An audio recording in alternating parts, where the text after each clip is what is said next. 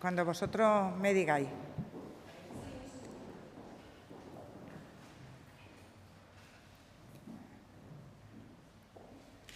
Sigue aquí.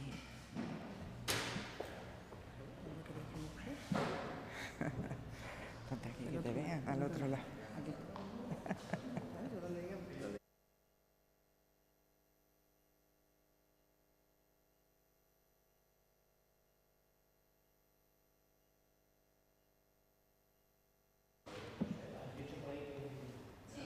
¿Ya? Vale.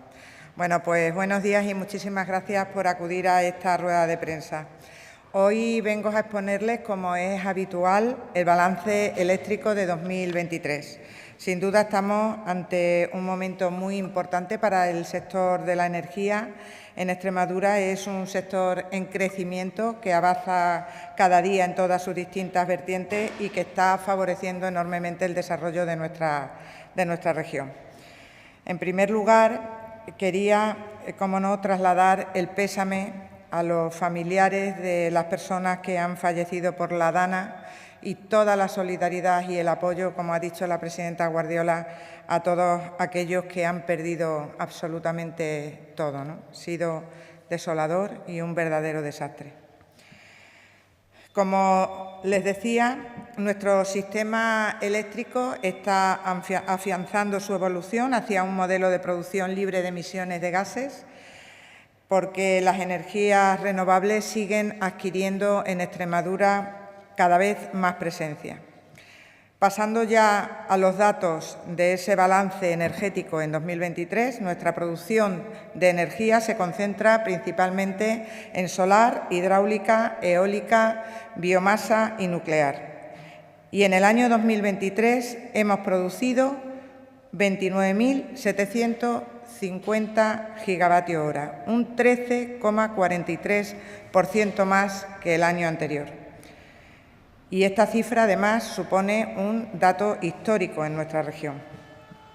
En cuanto a la demanda de energía eléctrica, en Extremadura está en la línea de lo que ha ocurrido a nivel nacional y ha bajado un 1,44% interanual hasta los 4.779 gigavatios hora. Si tenemos en cuenta estos datos, podemos concluir que el balance eléctrico de Extremadura, todos lo sabemos, es netamente positivo porque la producción de energía eléctrica supera en un 622,51% a la demanda. Y esto supone un excedente de la generación de un 83,69%. Esto lo que quiere decir es que exportamos en nuestra región más del 80% de la energía que producimos y que va al resto de España. Y por ello debo insistir una vez más, como ya hemos hecho en otras ocasiones, que esto debe reconocerse y debe quedar reflejado en la financiación autonómica. También es importante resaltar que el 99,8% de la energía que se produce en Extremadura, casi el 100% prácticamente, está libre de emisiones de CO2, frente al 72,1% nacional. Esto no solo lo decimos nosotros, sino que lo refleja también Red Eléctrica en su informe.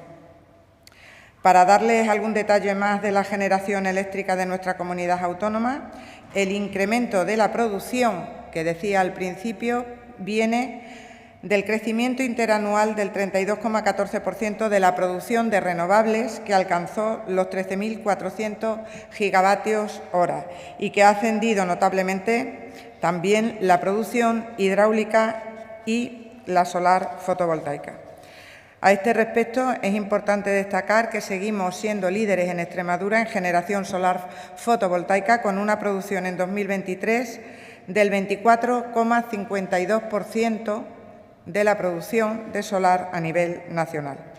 Por tanto, la participación de las energías renovables alcanza ya un 45,15% del total regional. Por otra parte, con respecto a la potencia instalada en nuestra región, en 2023 alcanzamos un 10,53% más que en 2022. La energía eléctrica consumida en Extremadura se concentra principalmente en el sector residencial doméstico, con más de un 34%, seguido por la metalurgia férrea, la fabricación de productos de hierro, acero y ferroaleaciones y fundición de acero y hierro, con más de un 12%, en la industria de alimentación, con un 6%, y la administración pública y defensa, con algo más de un 5%. Para no aburrirles con muchos más datos, quiero incidir en la expansión del autoconsumo en Extremadura, con 6.526 instalaciones puestas en servicio, que suponen 82,5 megavatios de potencia instalada. Quiero aclararos que este informe, este balance eléctrico de 2023, estará publicado hoy mismo en la web de Industria Extremadura, por si quieren mayor información y con más detalle. En definitiva, estos son los datos que reflejan nuestro enorme potencial energético, como decía al principio, una senda en la que tenemos que seguir avanzando, y para finalizar quería hacer incidencia en dos cuestiones. En primer lugar, queremos insistir al Gobierno sobre las inversiones de red eléctrica. A la planificación con horizonte 2030 hemos hecho una serie de propuestas que recogen las necesidades que tenemos en Extremadura para poder industrializarnos, y esas necesidades que tenemos deben quedar recogidas en el resultado final de la planificación. Es imprescindible para nuestro desarrollo económico e industrial. No queremos que pase lo mismo que en el anterior periodo, cuando presentamos alegaciones y de todas ellas, de las 23 alegaciones que presentamos, solo una fue atendida. Y en segundo lugar, porque cada vez que hablamos de energía no puede faltar, volver a reiterar la continuidad de la vida útil de la central nuclear de Almaraz. Cada día nos levantamos con noticias respecto a la energía nuclear, noticias siempre a favor de esa energía nuclear porque está calificada como verde en la Unión Europea. Hemos visto cómo se ha aumentado la vida útil de la central gemela de Almaraz. Hemos visto noticias como que Alemania va a abrir parte de las centrales nucleares que había cerrado y a construir algunas nuevas. Incluso hemos visto a gente de la vida social y económica solicitar la continuidad de la energía nuclear en España. Es vital para nuestra soberanía energética, es vital para nuestro desarrollo económico y para la generación de empleo, y estamos a tiempo de que el Gobierno dé marcha atrás en el cierre de la central nuclear de Almaraz. Y esto es lo que quería contarle, y estoy a vuestra disposición para las preguntas que queráis hacer.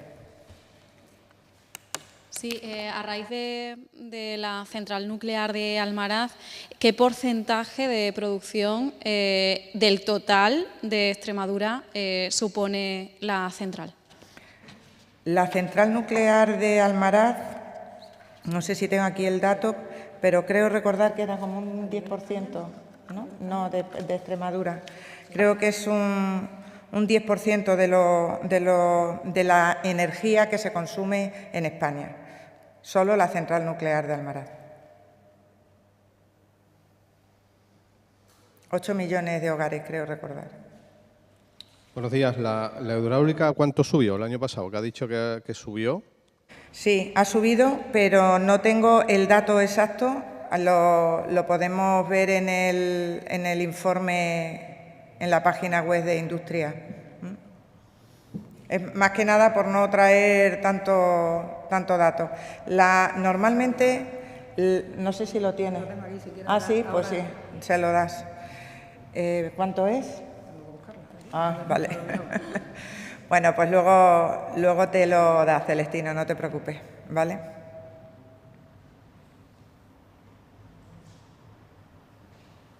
Es que hay miles de datos en ese informe. Buenos días. Dos preguntas clásicas ya de estas últimas semanas, y teniendo en cuenta que estamos hablando de energía, ¿cómo está la cuestión de las solicitudes de autoconsumo, ese atasco que poco a poco se va desenmarañando, que eran 11.000, ya se habían visto 4.000? ¿Cómo está la cuestión a día de hoy, a finales de octubre, 31 de octubre? Y también otra clásica, ya para ceder el micrófono a otros compañeros. Minuto y resultado de la lengua azul. Pues eso. Sí, ese es otro desastre que tenemos en la comunidad. Bueno, en cuanto a las solicitudes de autoconsumo, efectivamente ya están saliendo las resoluciones con mucha más agilidad de esas 4.000 solicitudes y estamos ampliándolas, evidentemente. Ya vamos a tener a disposición las aplicaciones en las que se han estado trabajando, con lo cual se acelerará. Y a la vez hemos trabajado en un aplicativo de pago y se están pagando también ya solicitudes de autoconsumo. En cuanto a la lengua azul, pues como sabéis tenemos 4 focos ya detectados, lo cual quiere decir que en un radio de 150 kilómetros están afectadas Castilla-León, Castilla-La Mancha y Andalucía. Como sabéis, el Ministerio no determinó un acuerdo de movimientos común para toda España, sino que lo dejó a criterio de las comunidades autónomas.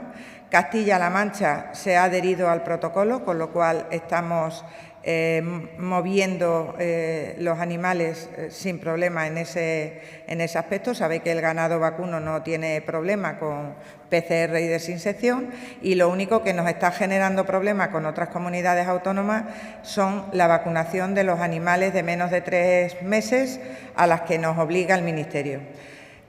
Vacunar a los animales menores de 3 meses, me refiero al ovino, es un problema porque la vacuna que ahora mismo está a disposición, en su prospecto y en sus indicaciones, dicen que no está indicado para menores de 3 meses.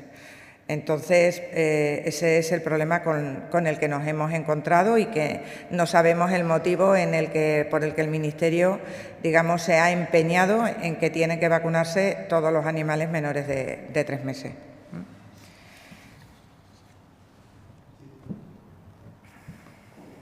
Hola, buenos días, consejera. Yo me gustaría saber exactamente ahora mismo en qué situación está el enganche a la luz de las comunidades energéticas, como por ejemplo la de Mérida, que lleva 1 año esperándolo. ¿Cómo están esas gestiones? Pues nosotros hemos tenido contacto con las distribuidoras porque depende de ellas, de esas distribuidoras, esos enganches, y hemos visto que el de Mérida, por ejemplo, han presentado quejas, incluso en los medios y demás, y hemos hablado con la distribuidora que es responsable de esa comunidad energética, y lo que nos trasladan es que están trabajando con ellos, con la propia comunidad energética, en solventar deficiencias de documentación y cuestiones relativas fundamentalmente a falta de documentación o de datos o de cómo se han dado esos datos, y que están trabajando con ellos. Eso es lo que nos trasladan. La propia comunidad energética, cuando tuvimos la oportunidad de hablar con ellos, que incluso parecía que no había una dotación de técnicos de peritación especializada que les acompañase al lugar, y que muchas veces tenían que ir a un lugar donde no sabían dónde tenían que establecerse. Traslada a la compañía distribuidora es un problema más de gestión de documentación para poder darle el enganche. Eso es lo que nos han trasladado. Y también nos han trasladado que están en comunicación con esa cooperativa permanentemente. Sabéis que las comunidades energéticas, al ser una figura muy nueva y que cada figura legal o cada comunidad energética puede tener una figura legal, pues muchas veces hay problemas en las acreditaciones, pero nosotros inmediatamente, cuando vimos esa queja de esa comunidad energética, nos pusimos en contacto con Endesa para poder impulsar un poco este tema.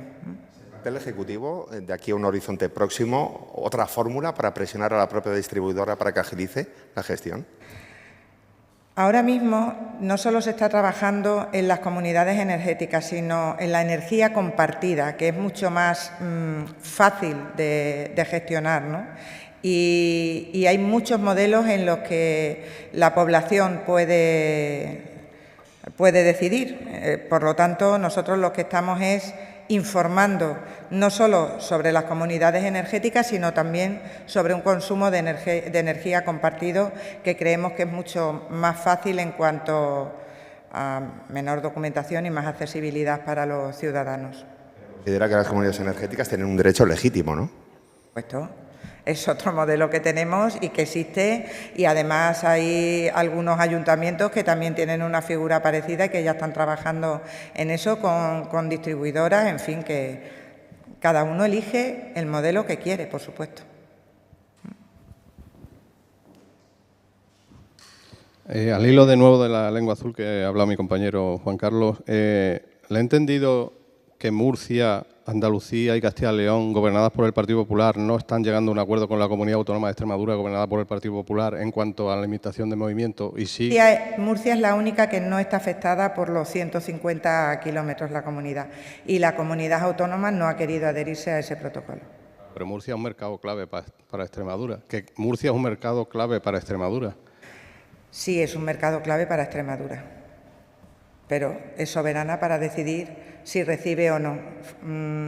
Según yo he tenido contacto con la consejera y el director con el director general de allí, y ellos han preguntado a sus ganaderos, y sus ganaderos pues... ¿Qué significa la aparición del serotipo 8? ¿Qué significa? ¿Qué implicación tiene? Ninguna más que cuando teníamos los 3. Ninguna más. Ninguna más. Seguimos antes y después en la misma situación. Sí, claro, más vacunas. Lo que pasa es que no se vacuna igual al 4 que al 8, por ejemplo. Ahora mismo tenemos casi 1.500.000, tenemos 1.200.000 y algo, casi 1.300.000 ya aquí que se están distribuyendo. Y tenemos comprometidas vacunas, entre las que tenemos y las que van a venir, por más de 3 millones de euros. Además, hemos hecho el encargo de las PCR que hemos comprado y los kits ¿cómo se llaman? Los kits de diagnósticos, que no me salía la palabra. Los kits de diagnósticos para poder mover fundamentalmente al vacuno. Entonces, nosotros lo hemos dicho, todos los recursos económicos que se necesiten para las vacunas que haya que poner y que se necesite poner a toda la cabaña ganadera, se comprará. Y en eso estamos, en ese esfuerzo económico que estamos haciendo.